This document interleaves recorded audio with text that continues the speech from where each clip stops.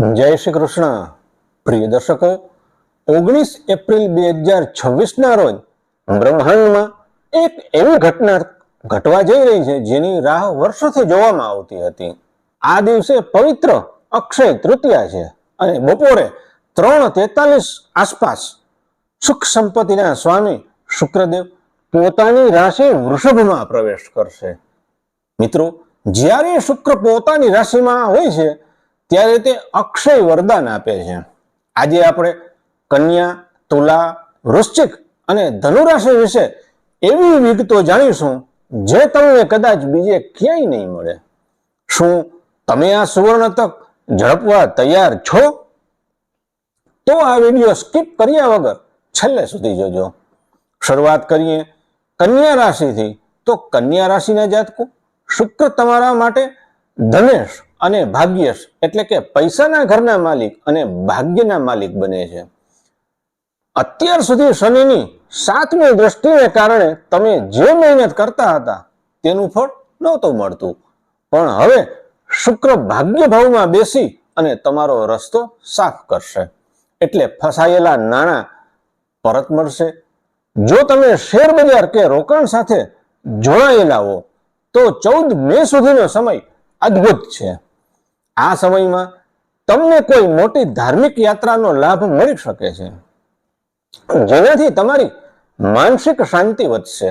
વાણી અને બુદ્ધિના જોરે તમે અશક્ય કામો પણ પૂરા કરી શકશો અને સામાજિક પ્રતિષ્ઠામાં મોટો ઉછાળો આવશે.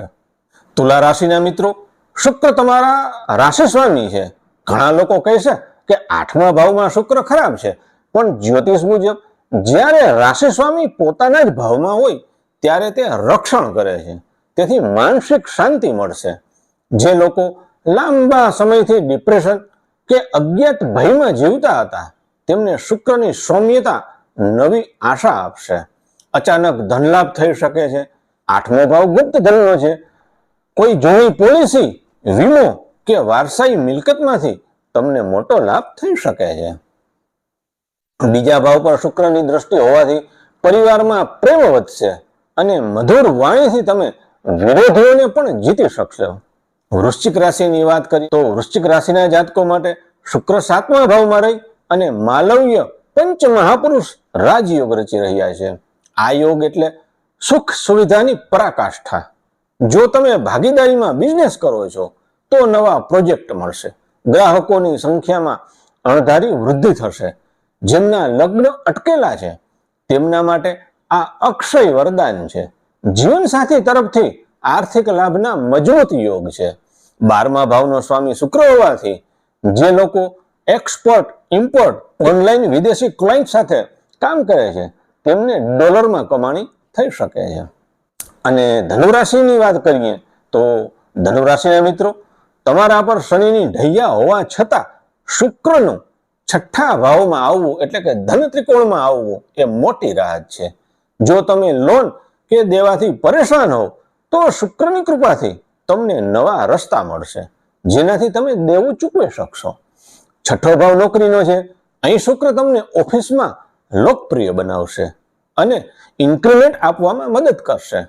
શુક્ર તમારા 11મા ભાવનો સ્વામી હોવાથી તમારા જૂના અધૂરા સપનાઓ પૂરા કરવાનો આ સમય છે.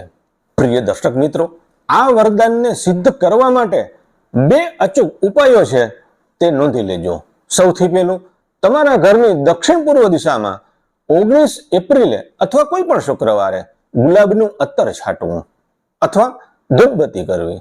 સુગંધ શુક્રને અત્યંત પ્રિય છે, તેનાથી નકારાત્મકતા દૂર થશે. અને બીજું, સફેદ આસન પર બેસી સફેદ ચંદનનું તિલક લગાવી શુક્રના મંત્રની એક માળા અવશ્ય કરવી. અને હા, શક્ય હોય તો શ્રી સૂક્તનો પાઠ કરજો. આ પાઠ મોબાઈલમાં વિડીયો ચાલુ કરીને નહીં, પણ તમારા વિદ્વાન બ્રાહ્મણ પાસે કરાવજો, કારણ કે આ વૈદિક સૂક્ત છે અને આપ સૌ જાણો જ છો કે મહાલક્ષ્મીની કૃપા વગર શુક્રનું ફળ સ્થિર રહેતું નથી.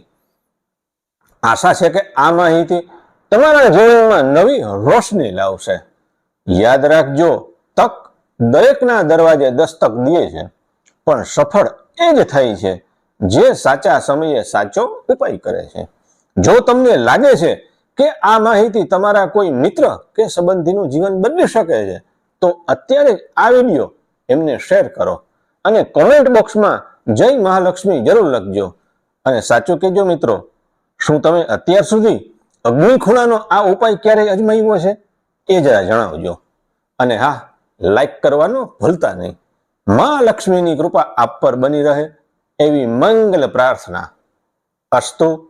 જય શ્રી કૃષ્ણ. હર હર મહાદેવ.